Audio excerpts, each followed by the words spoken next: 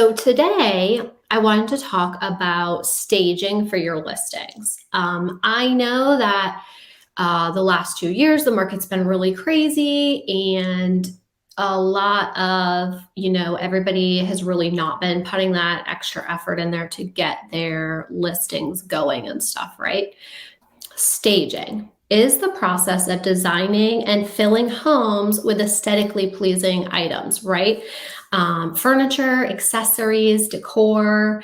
And this is sometimes the final push that buyers need, right? To complete their envision of seeing the home as their own. And sometimes they just need that extra help, right? So staging really helps to do that.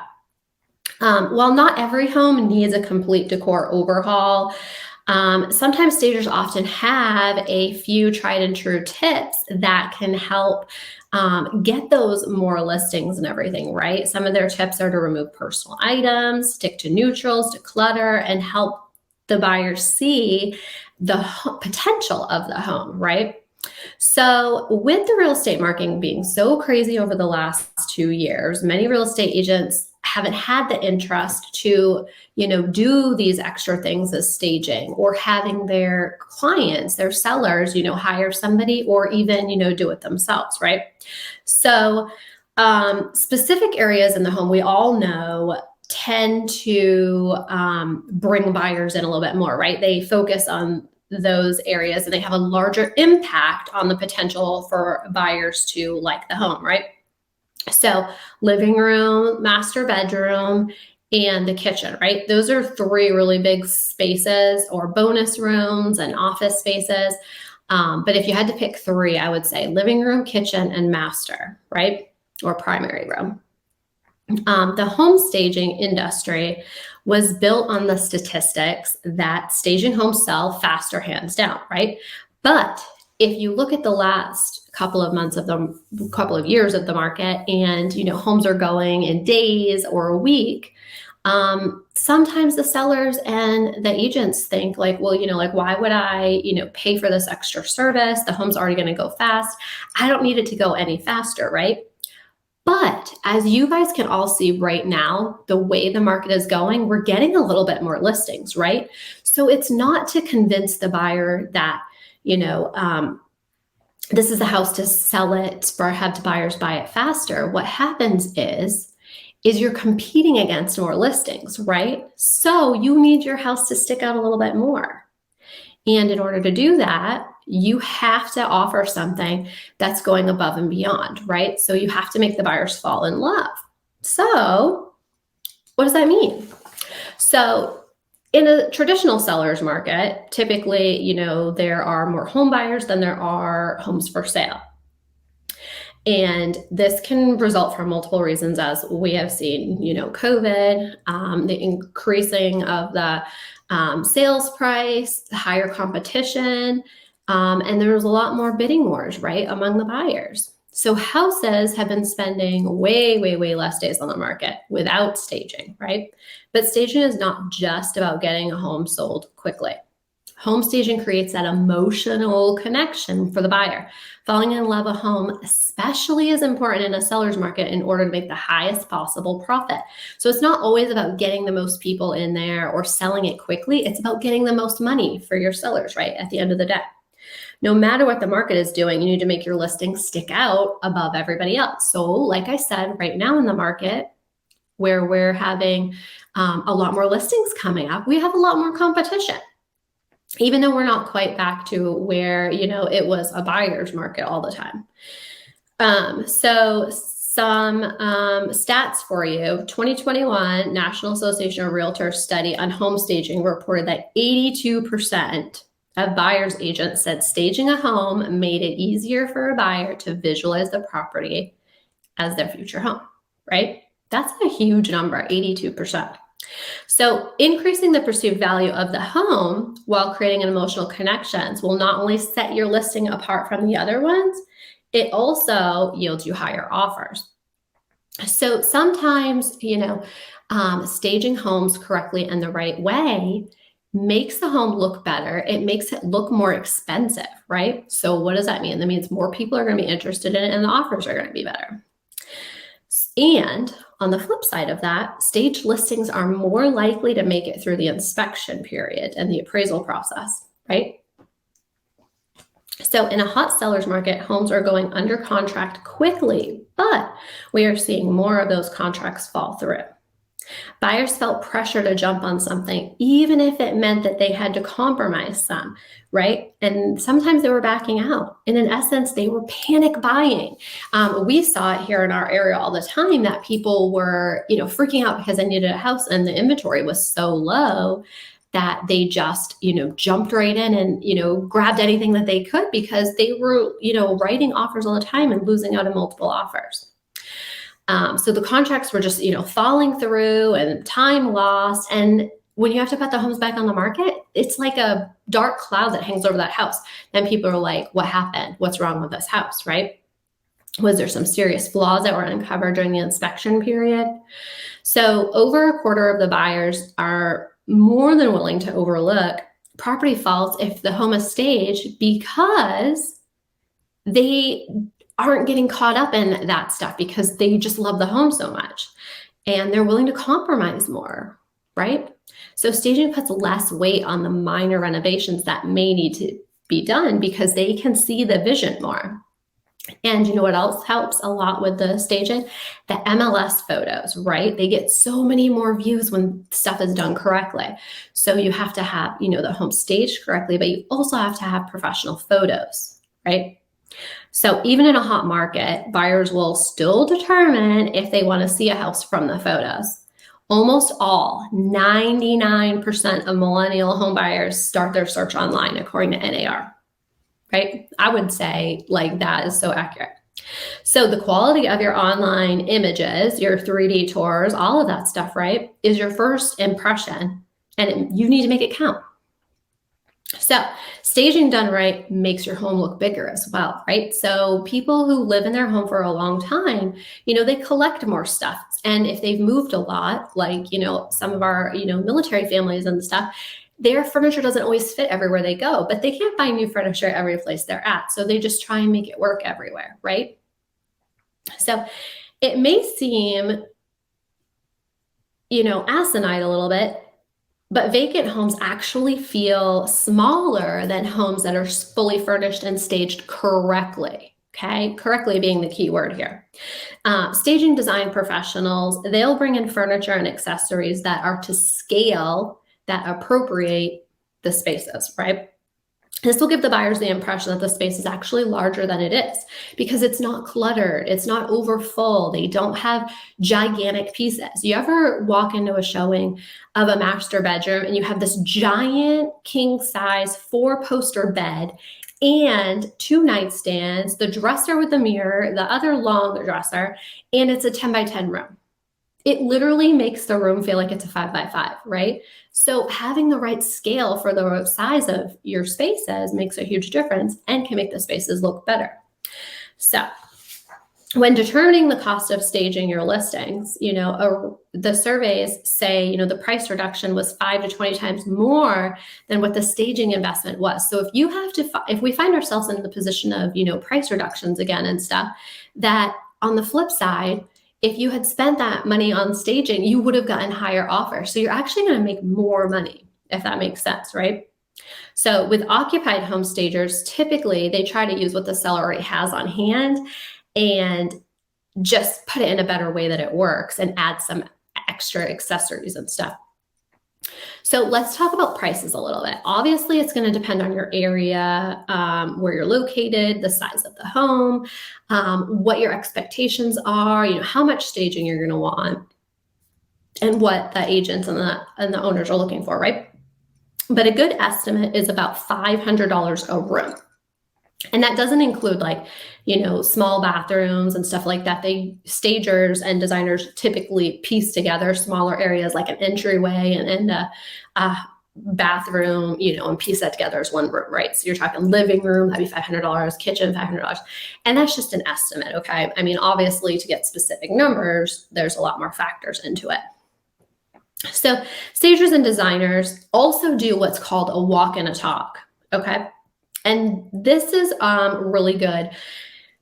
They go into your listing and they meet with you and your sellers, or vice versa, or both, and they tell you everything that they would recommend you do room by room, right? So you pay one flat fee. They're not doing anything, but they're telling you what to do, what to buy, what to get.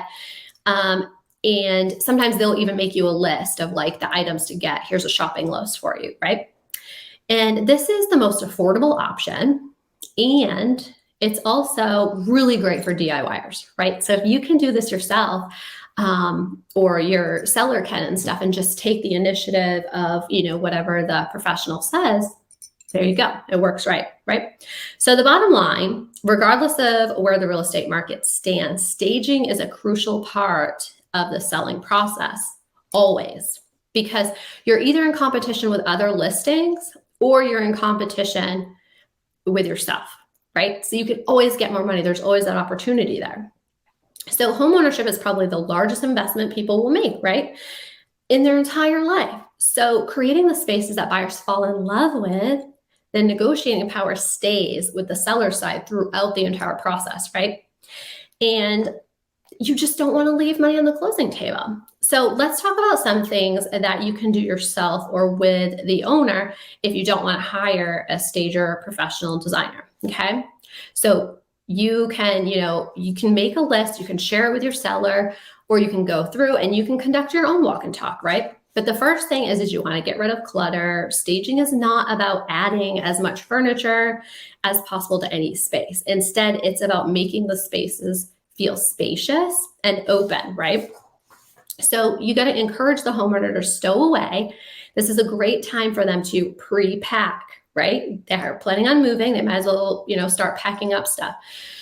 And sometimes telling the sellers, that they need to declutter is kind of an insult, because they take that as like, you think their stuff is junk, but that's not the case. The situation is that you want to make the space feel bigger. They have to look at it from the buyer side, right? So we need to, make the space look bigger and get rid of some stuff, pack it away. So, advise, your homeowner not to simply just shove the clutter into closets, because buyers tend to look in closets. And the last thing you want a buyer to think is that there's no storage in the home. They're already busting at the seams. Where are they going to put all their stuff, right? So empty the home as much as possible. Do the pre-packing, get a pod, get a storage unit, fill the garage, whatever you got to do. Next is cleaning the space. You can't stage without cleaning it first. This is a great time to recommend that the homeowner get a professional cleaner, because as much as, they say that they're going to do it, they're overwhelmed. They're going to be, packing up their stuff, and just getting somebody in there that can do it fast and quick is totally worth it sometimes. And you just got to get it done, right? Every surface should shine, smell good, and look as new as possible. Next, you want to work with what's there, okay? This is for an occupied home. Obviously, a vacant one is separate because they don't have anything to really work with, right? So instead of renting or purchasing brand new furnishings for an occupied home, that just doesn't work all the time, right? So you can use some of the big pieces that sellers have. If they have an old couch or something, get a slip cover and put it on it, right? Freshen it up a little bit. You can save a lot of money by using these bigger pieces. And you don't have to feel obligated to use every single piece that's there, right? Because let's be real, they probably collected a lot over the time and it serves their purpose. They love it. They like it. It works for them, but we don't need it right now, right? So it's not about full on decorating. It's more on the exploring the potential of each room and making each room look its best. Okay. Next up, and this is one of the really, really big ones, is to show good light. Most buyers love bright open spaces, right? So bright rooms sell. That's just what it is. So when you're staging, be sure, you have ways to make the light come in. You want to open up all the blinds. You want to have the curtains pulled back and have natural light coming in. That's the best. You also want to take the time to change out any yellow light bulbs. Yellow light bulbs make everything look dark, dreary, old, drab, all of it. You want to change them to bright white light bulbs. Okay, switch out all the dimming light bulbs, change them to bright white as well. It'll make a huge difference. If your sellers are willing to do a fresh coat of paint, it's one of the best investments that you can make because fresh paint goes such a long way. And this is the time to just make everything one neutral color, right?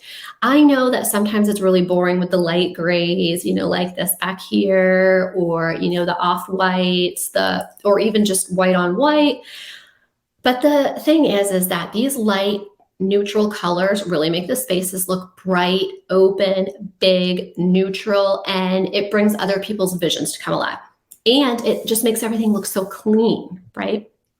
And they don't feel like they have to come in and it's going to be so exhausting to cover up these red walls and bright green, and all that stuff. So it is a huge impact to have fresh, neutral paint colors, okay? The stuff that's just not like a yellow slap in your face color. Instead of using those bright colors on the walls, you can use them on throw pillows and rugs and all that stuff. That's where they belong. Next up, pick and choose which rooms you'll stage. As we talked before, there's some main rooms, and probably a lot of sellers don't have the money right now to stage an entire home, right? So you can still stage the 3 most important rooms: living room, primary bedroom, and the kitchen. So those are, your big keys. If you have more, do the main bathrooms. Those are so easy. It's mostly just accessories, not furniture, right? So to stage the living room, let's talk about some tips for you guys to go in there and do.